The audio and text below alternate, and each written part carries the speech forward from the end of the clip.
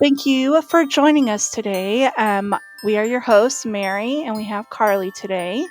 Um, Riss is out, but she'll be out next week. We're excited to see her pretty face. So she's just feeling a little under the weather, but so she's going to be us two. So, Hello. this episode is about what is Yule and other Christmas traditions. In this episode, we dive deep into the fascinating world of Yule and various Christmas traditions around the globe. Our diverse backgrounds bring us unique perspectives to the table as we explore the origins, meanings, and modern interpretations um, of all these celebrations. So we'll kick things off with a chilling Christmas story that sets the moods for our discussion. So again, we're your hosts, Pteloma and Karli. I don't know if I said the other name, but it is what it is. Here we go. So today's story, we're going to do half and half. It's called Christmas Ghost Story. It's Dark Christmas by Jeanette Winterson. You can actually find this online here under theguardian.com. And so we'll go ahead and get started. So we had borrowed the house from a friend none of us seemed to know. High fallen house stood with an ambience overlooking the sea. It was a square Victorian gentleman residence. The large bay windows looked down through the pines towards the shore.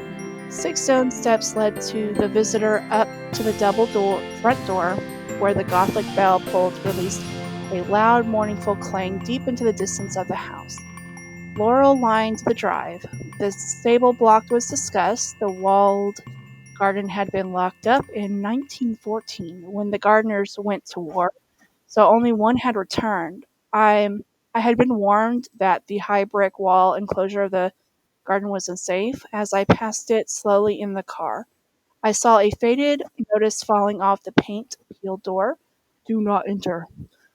I was the first to arrive. My friends were following by train, and I was to collect them the next day, and then we would settle down to Christmas. I have driven from Bristol, and I was tired. There was a Christmas tree roped of the top of my 4x4 and a trunk load of provisions. We were not near any town, but the housekeeper had left stacked wood to build a fire, and I had brought a shepherd's pie and a bottle of Rioja, Rioja. I'm not sure what that is, for my first night. So, the kitchen was cheerful enough once I had all the fire going and the radio playing while I unpacked our festive supplies. I checked my phone, no signal still. I knew the time of the train tomorrow, and it was a relief to feel that the world had gone away. I put my food in the oven to heat up, poured a glass of wine, and went upstairs to find myself a bedroom. The first landing had 3 bedrooms leading off of it. Each had a moth-eating rug, a metal bed, and a mahogany chest of drawers. At the fair end of the landing was a second set of stairs straight up to the attic floor. I was not romantic about maid rooms or nurseries, and there was something about that second set of stairs that made me hesitant. The landing was bright and in the sudden way of a late sun on a winter's afternoon, yet the light ended abruptly at the foot of the stairs, as I thought I could not go any further. I didn't want to be near the set of stairs, so I chose the room in front of the house. As I went to bring up the bag, the house bell started to ring, its jerky, metallic hammers sounding somewhere in the guts of the house. I was surprised, but not alarmed. I expected the housekeeper. I opened the door. There was no one there. I went down the steps and looked around, and I admit I was frightened. The night was clear and soundless. There was no car in the distance, no footsteps walking away. Determined to conquer my fears, I walked around a little, then turning back to the house, I saw it. The bell wire rang along the side of the house under a sheltering gutter. Perhaps 30 or 40 bats were dangling alongside of the vibrating wire. The same number of swooped and swerved in the dark mass. Obviously, their movement on the wire had set off the bell. I like bats. Clever bats. Good. Now supper. I ate. I drank. I wondered why love is so hard and life is so short. I went to bed. The room was warmer now. I was ready to sleep. The sound of the sea ebbled in the flow of my dreams. I woke up from a dead sleep and dead darkness to hear, "What? What? can I hear? It sounded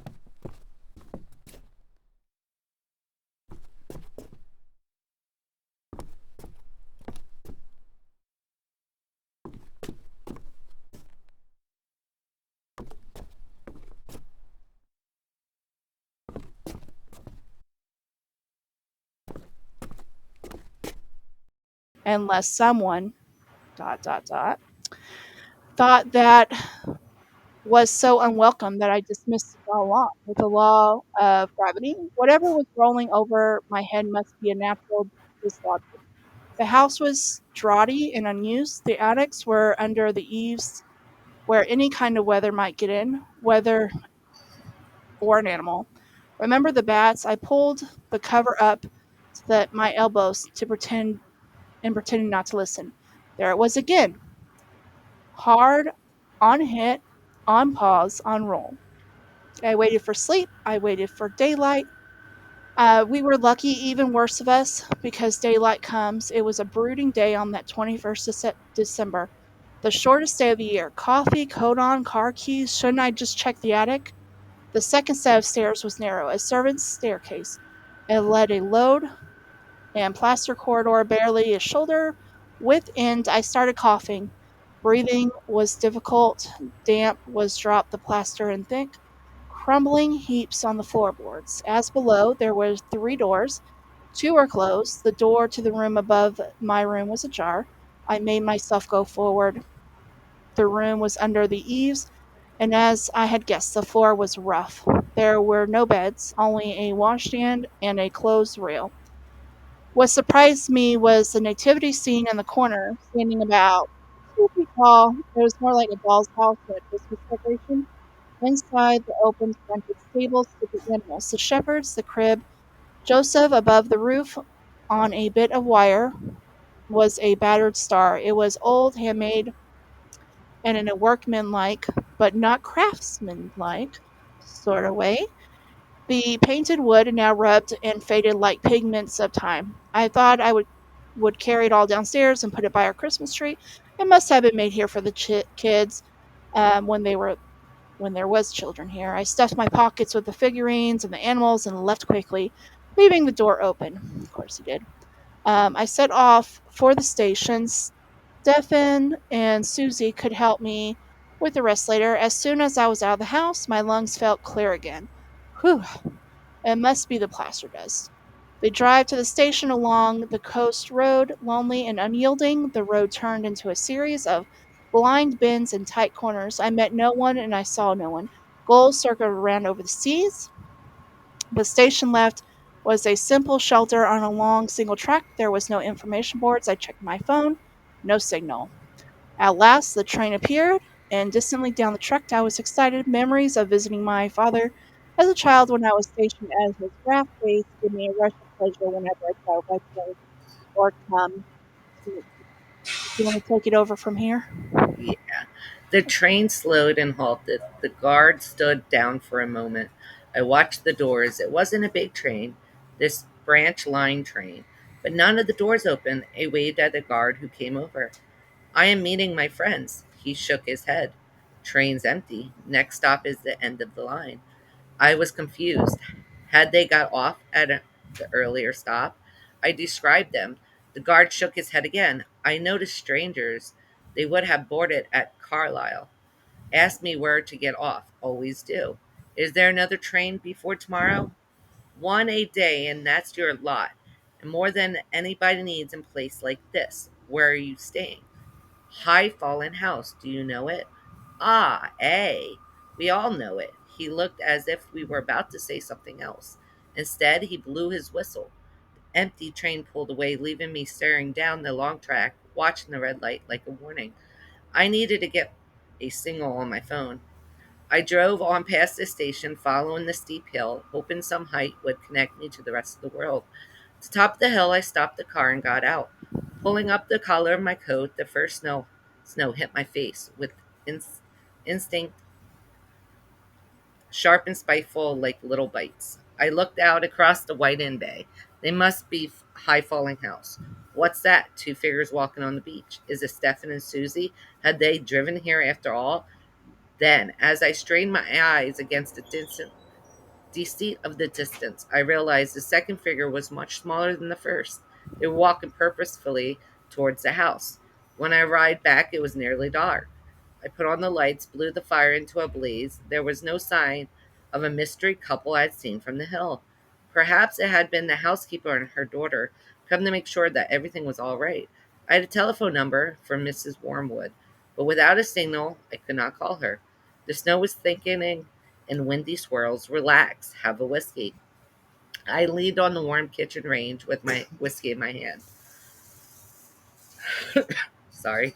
The wooden figures I had brought down from the attic were lying on the kitchen table. I should go up and get the stable. I don't want to. I bounded up the first set of stairs, using energy force out unease. At my bedroom, I put on the light. That felt better. The second set of stairs stood in the shadow at the edge of the long landing. I felt the constriction on my lungs again. Why am I holding on to the handrail like an old man? I could go from here. Yeah, please. Okay, yes. Thank you. um, so I could see that the only light to the attic was at the top of the stairs. I found the round brown bake light switch. I flicked down the nipple. A single bulb lit up reluctantly. The room was straight ahead. The door was closed. Hadn't I left it open? Remember? That's what he said. He left it open. I turned the handle and I stood in the doorway. The room dimly lit by the light from the stairs. Washstands, nativity, clothes rails. On the clothes rail was a child's dress. I hadn't noticed that before. I suppose I had been in a hurry. Pushing aside my misgivings, I went in purposely and bent down to pick up the wooden nativity. It was heavy, and I had just got it secure in my arms, and when the light on the landing went out. Hello? Who's there? There's someone breathing like they can barely breathe, not faint, struggling for breath. I mustn't turn around, because whoever or whatever it is behind me. I stood for a moment, steadying my nerve. Then I shuffled forward on the edge of the light coming from downstairs. At the door light, I heard a step behind me, lost my balance, and put out a hand to steady myself. My hand gripped at something wet. The clothes rail. It must be the dress. My heart was beating over and over. Okay, don't panic. Bake light, bad wiring, strange house, darkness, aloneness. But you are not alone, are you? Back in the kitchen, with whiskey, Radio 4, and pasta boiling, I examined the dress. It was for a small child, and it was hand knitted.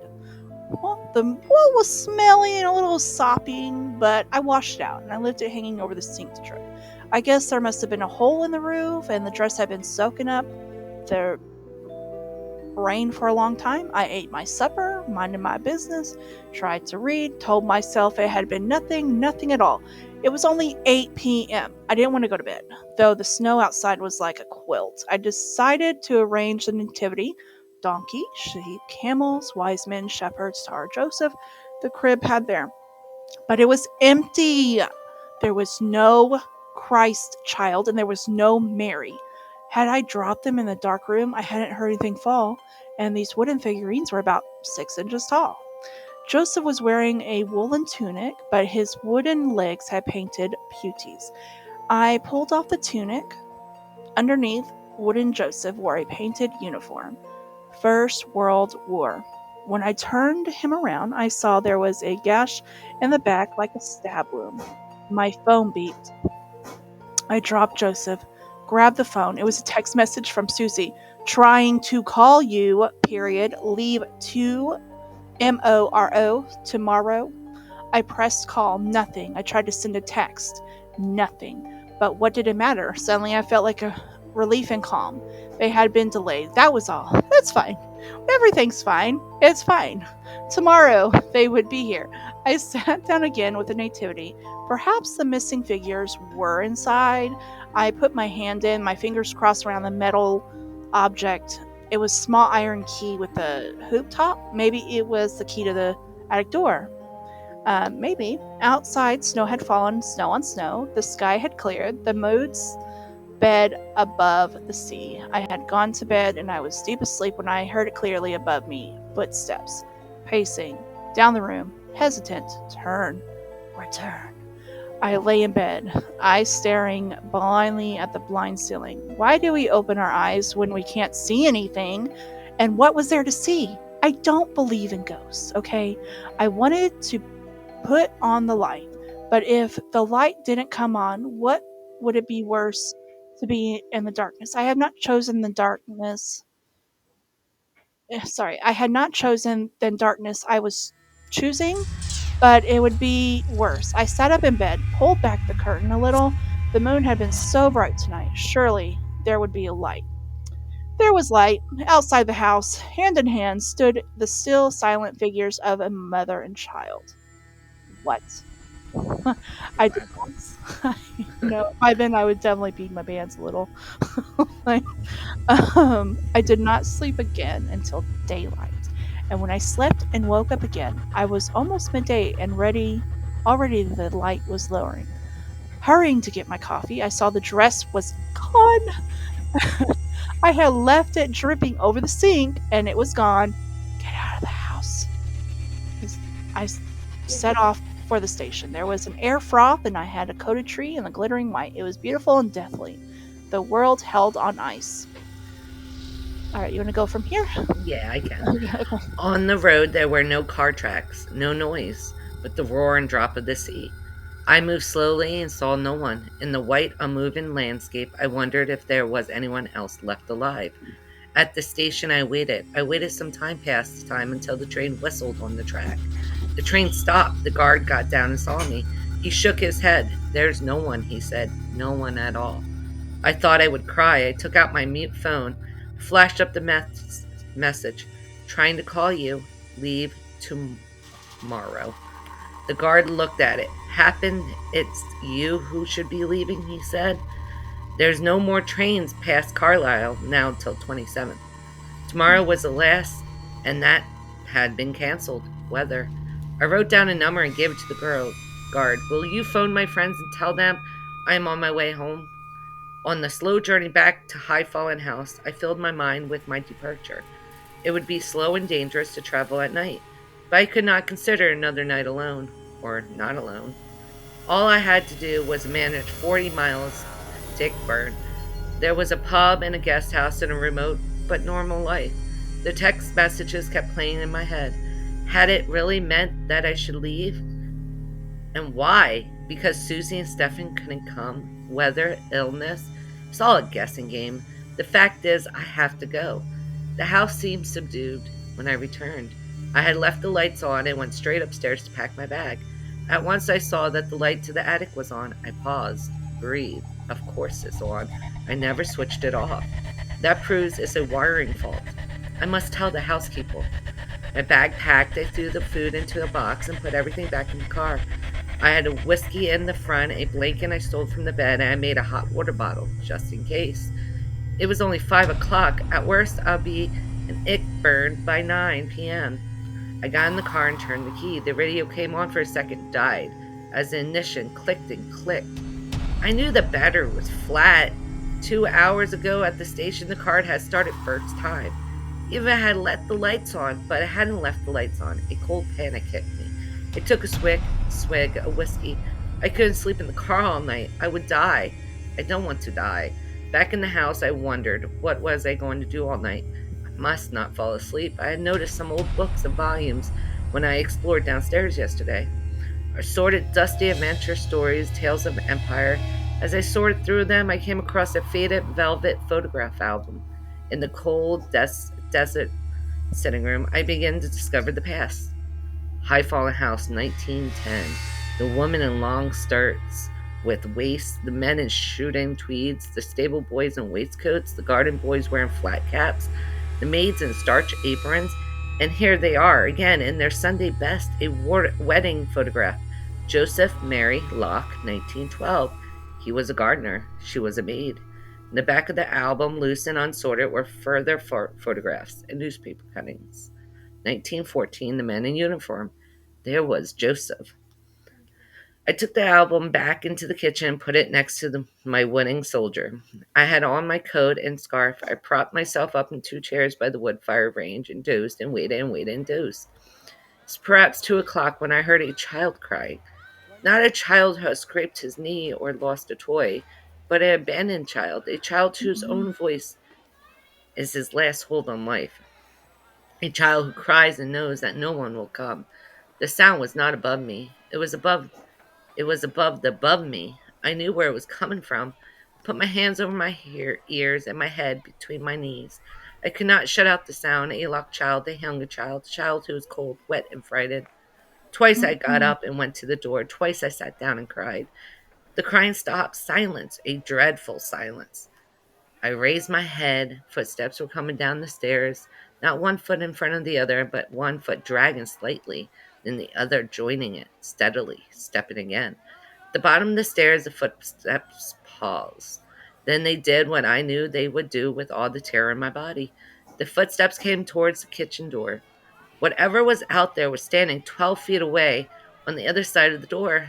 I stood behind the table and picked up a knife. The door swung open with violent force, rammed the brass doorknob into the plaster of the wall. Wind and snow blew into the kitchen, whirling up the photographs and cuttings on the table. I saw the front door itself was wide open, the entrance hall like a wind tunnel. Holding the knife, I went forward in the hallway to shut the door. The pendant metal lantern that hung from the ceiling was swinging wildly on its long chain. A sudden gush lurched it forward like a child swing pushed too high. It fell back at force against a large semicircular fan light over the front door. The fan light shattered and fell around my shoulders in shards of sharp pain. Flicker, buzz, darkness. The house lights were out. No wind now. No cries. Silence again. Glass hit the snow lit hall. I walked out of the front door into the night. At the drive, I turned and left and I saw them, the mother and child. Yeah, again, Sorry. right? The child was wearing a woolen dress. She had no shoes. She held up her arms to her mother, who stood like a stone. I ran forward. I grabbed the child in my arms. There No. was no child. I had fallen face down in the snow. Help me. That's not my voice. I'm on my feet again. The mother is ahead of me. I follow her. She's going towards the wall garden. She seems to pass through the door, leaving me on the other side. Do not enter. I tried the rusty hoop handle and broke it off, taking a piece of door with it. I kicked the door open. It fell off its hinges. The ruined and abandoned garden lay before me. A walled garden of 1 acre used to feed 20 people. That was a long time ago. There were footsteps in the snow. I followed them. They led me to the brothy and roof patched with corrugated iron. There was no door, but the inside seemed dry and sound. There was a tear off calendar still on the wall. 22 December 1916. Oh. That was a lot. Yeah. I put um, my hand in my pocket. I realized that the key from the nativity was there. At the same time, I heard a chair scrape on the floor in the room beyond.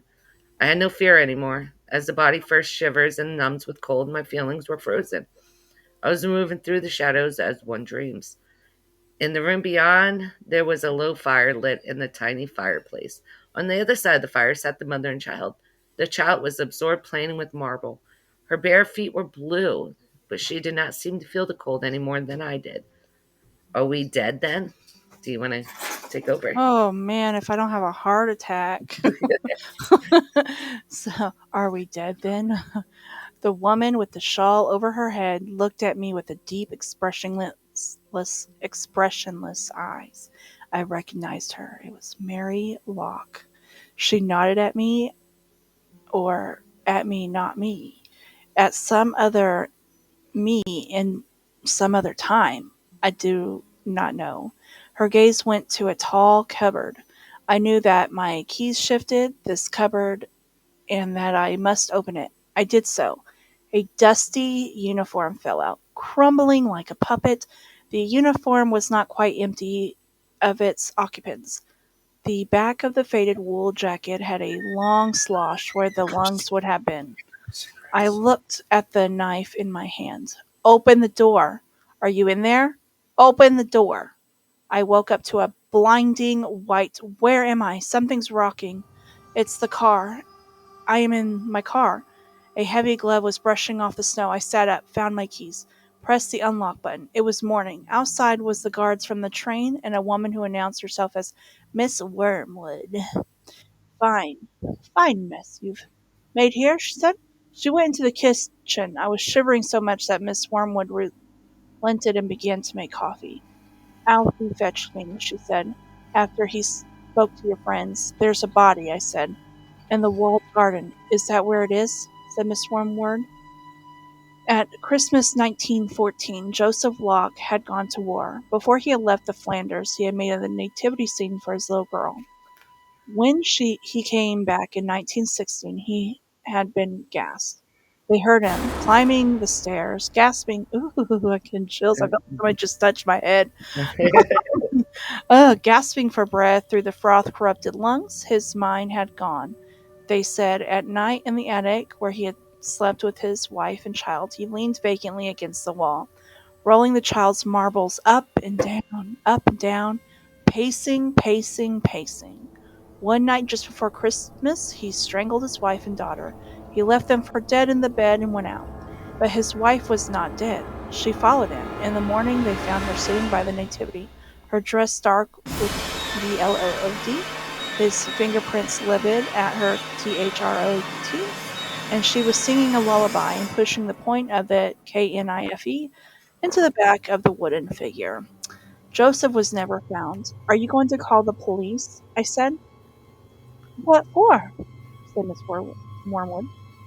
Let the dead bury the dead.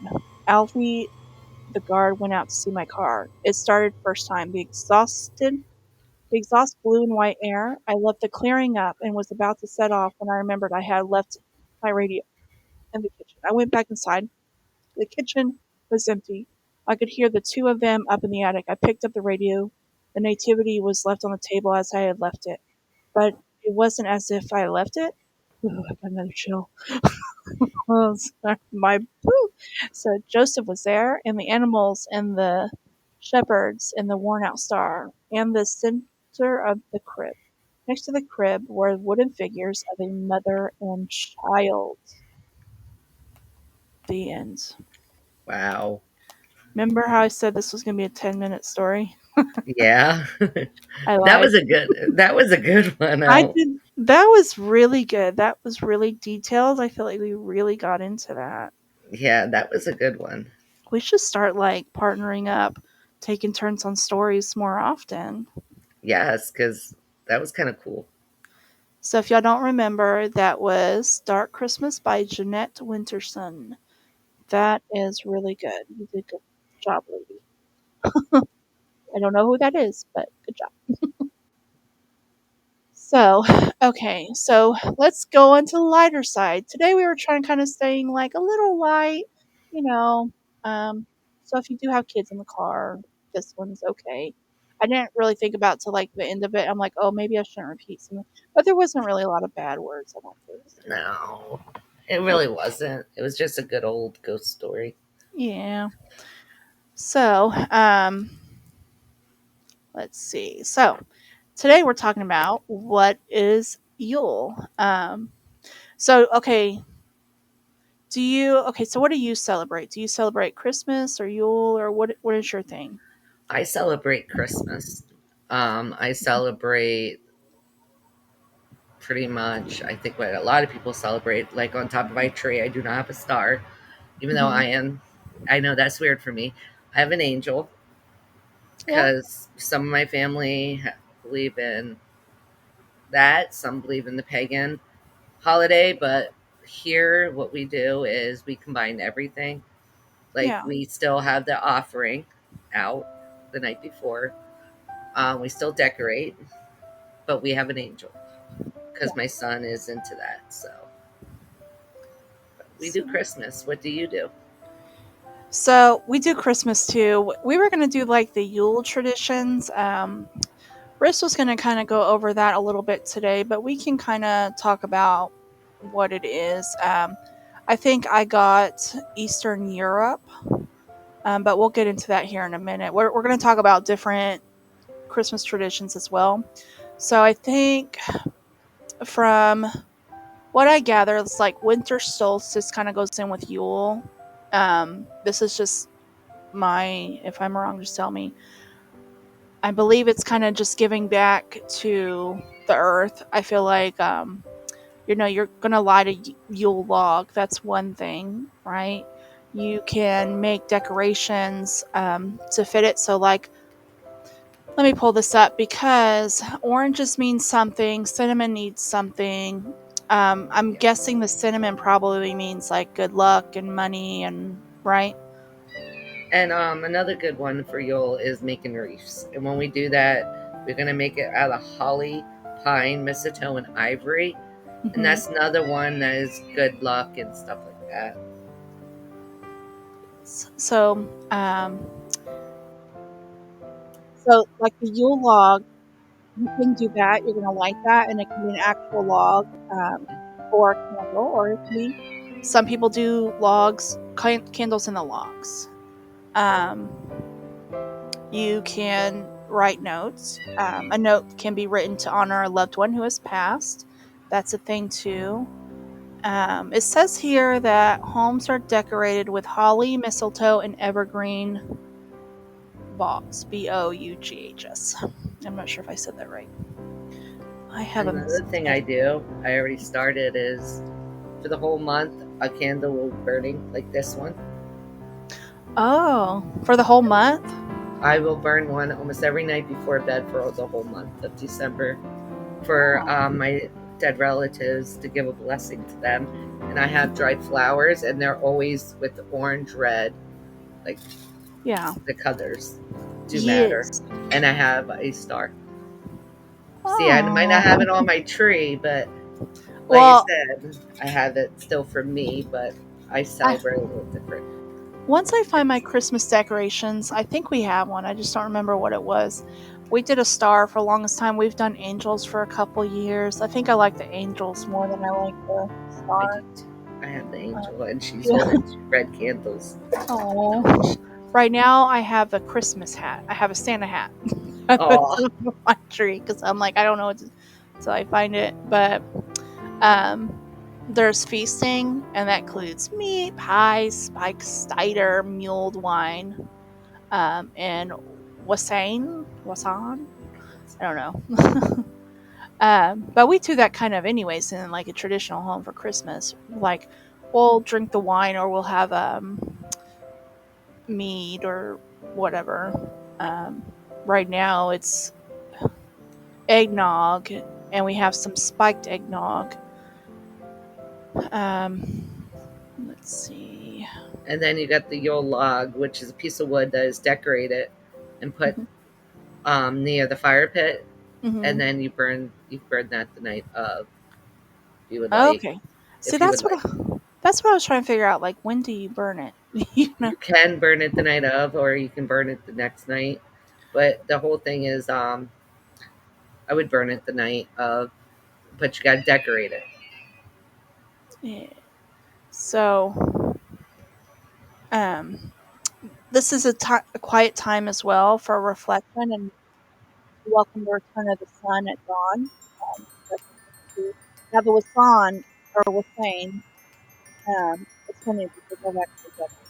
Oh, So, I, huh? I couldn't hear you. I'm sorry. It's spelled Wassail. So, it's actually a beverage from the hot cider. I didn't know what that was, but I've actually done that, and that's actually it says it's drunk traditionally as a part of the wassailing. I'm sorry if I'm saying that wrong. It's old ancient English, um, and so English Yuletide drinking ritual and solution either involved in door-to-door charity giving or used to ensure a good harvest of the following year, which would I mean, you have cranberries, you have the oranges, you have the cinnamon, you have the cider. So, Which you can do this too. Take a crock pot if you want the week of Christmas, put all that stuff in and just let it go throughout, or you put it on your stove, make a pot, and just let that simmer. One, your house is going to smell amazing, and two, you know what I mean, that's an offering. Yes. And they do the ham too. They do our ham. Uh, oh, bonfires. That's also connecting with the earth as well. 'Cause you're burning fire. You're using one of the things. Um, apparently, caroling, Yes, which is also similar to Christmas too. it Yeah, is. they They're kind both, of come yeah, together a little bit. singing carols. You also got the reenactments. Mm-hmm. You have them all over from both from both people. You have homemade ornaments for your tree. Oh That's yeah, a that's a pagan thing thing. and a Christian thing You to know, decorate. and you'll see that all over the TikTok, or social media. Like people are getting really creative this year, and I just really love it. Um, there's a Yule goat in Scandinavia. It's customary to decorate our Yule goats, often made out of straw. And then another one is gift giving. Exchanging gifts to show love and appreciation for friends and family. That's in Yes. both. So yes, so that's definitely Christmas. This one's saying that you're going to honor the gods and goddesses today, so you'll do the gift exchange. Now I've seen somewhere that this was on December 21st, but I'm seeing it kind of everywhere. Maybe it's just if you're doing Yule Pagan, it's 12 days between this winter solstice and the beginning of the next year. So around that time. The colors are white, green, red, gold, and silver, similar to Christmas. And where did this go? Okay. So we're going to, sorry, go ahead. Oh, another thing is a Scandinavian concept of feeling cozy and comfortable is actually activities with your loved ones, sharing food, playing board games, lighting candles, reading a book together. Like, how some people will read the night before Christmas. Mm-hmm. That's both too. Like sharing a story with your loved ones the night before, or maybe exchanging a gift the night before, giving your kids some pajamas to put on right before you read the night before Christmas, which was always our tradition Mm-hmm. with hot chocolate. So, like I Wow. said, I think they blend together very nicely. I do. Yeah. So, okay. So there is different Christmas traditions around the world. Um, we can kind of talk about like Christmas traditions. Um, I got Eastern European practices like SVIATA. I am just spelling today. VECHERA, which is also said to be the Holy Evening. I think you got, I don't know if you looked this up, Latin America. And actually, Risk got Scandinavian traditions like St. Lucia Day and Julbok. You goat. Sorry. So, the Holy Supper, okay, Holy Evening.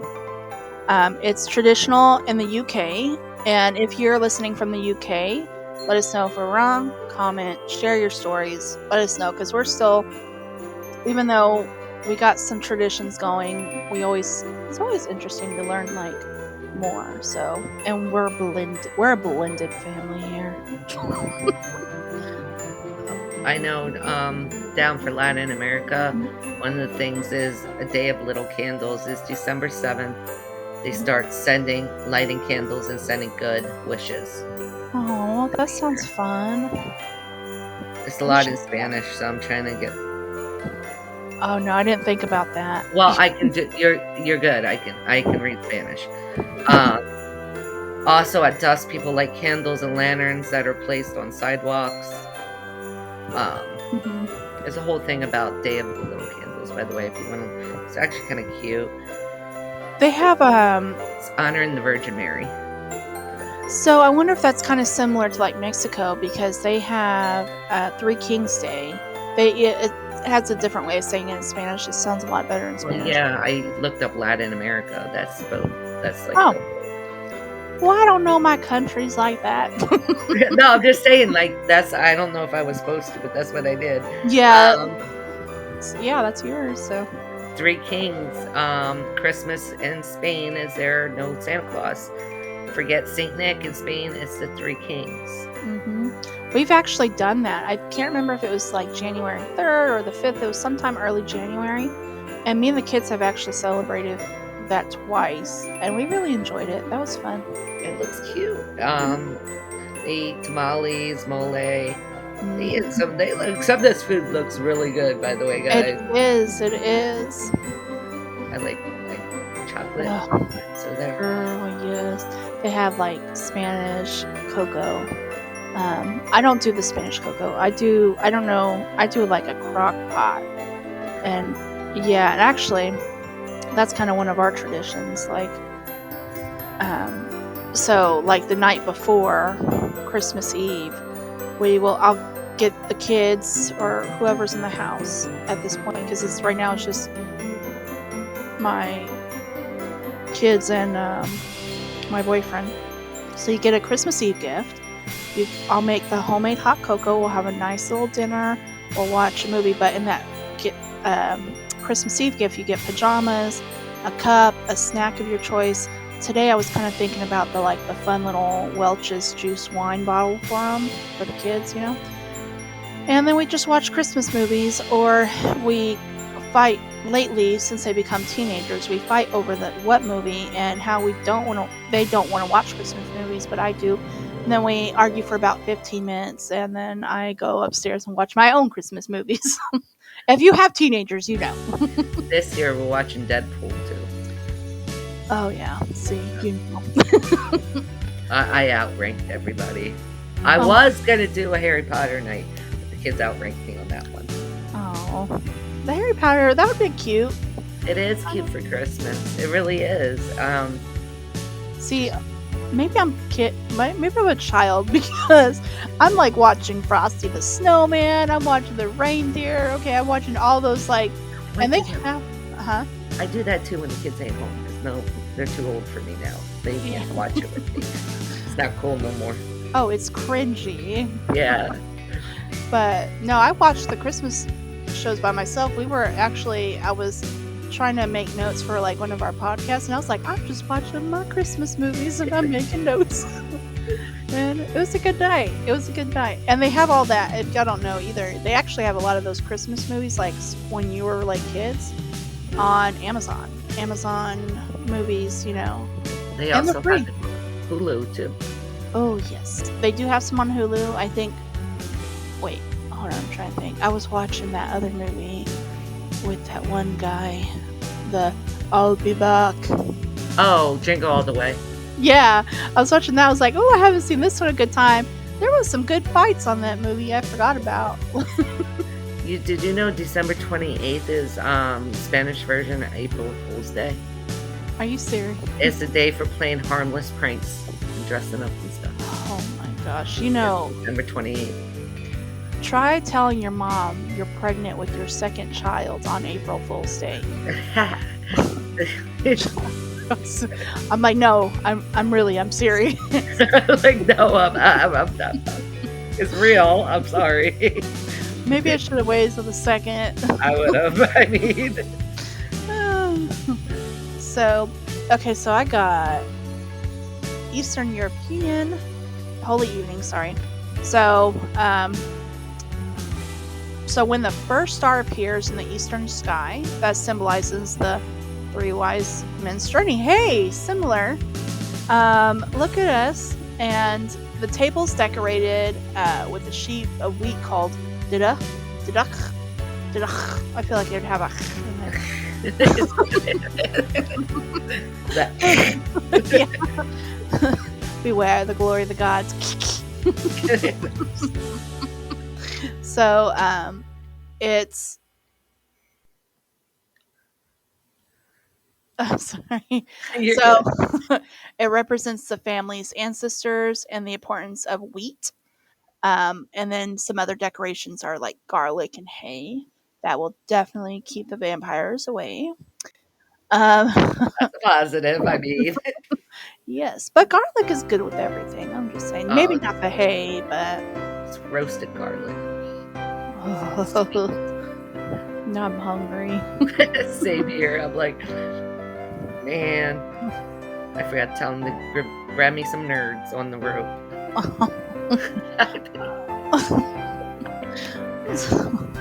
um, okay, and then there's 12 meatless dishes, symbolizes 12 apostles in the month of the year. The main dish is kudia, which is boiled wheat mixed with poppy seeds and honey. I'm actually going to Google this. I'm going to see if this is still really a thing. But kudia represents the prosperity and connects to the living and the deceased.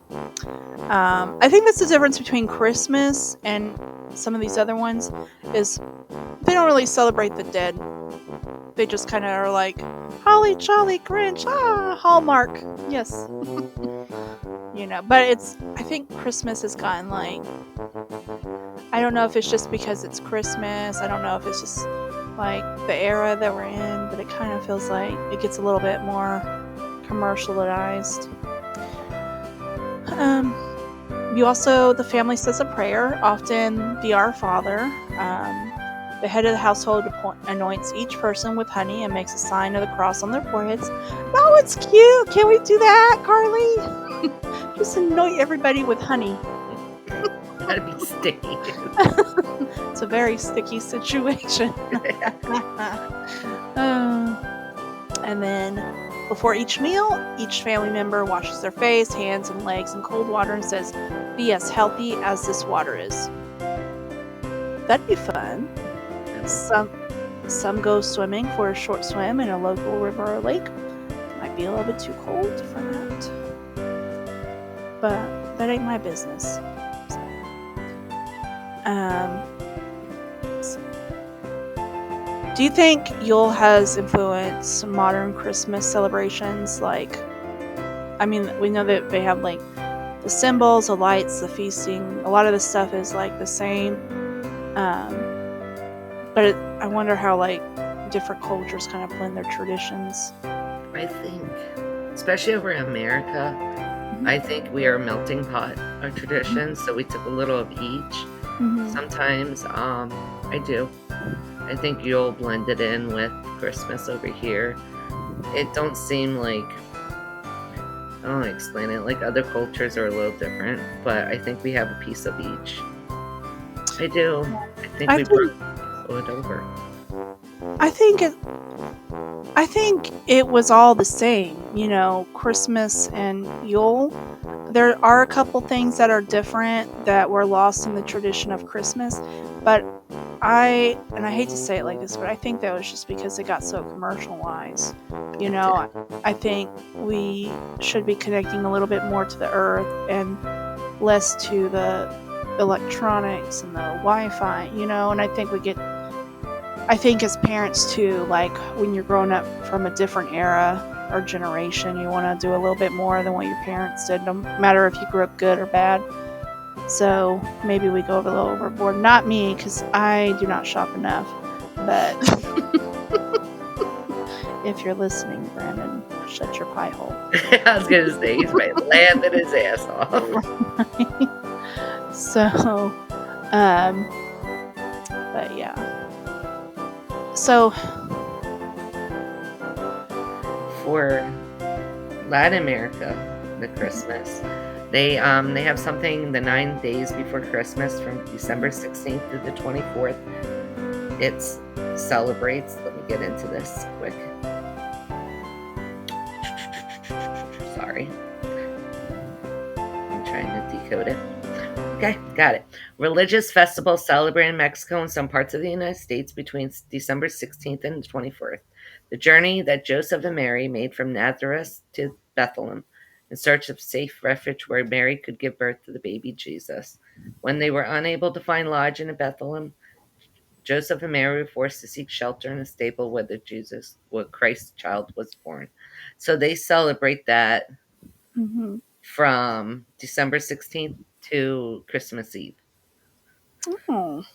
How they celebrate it is involves communities traveling from door to door, asking for a place to stay, and then holding a party at the host's home. Kind of seems cool. Yeah. It really does. Like to get together like that.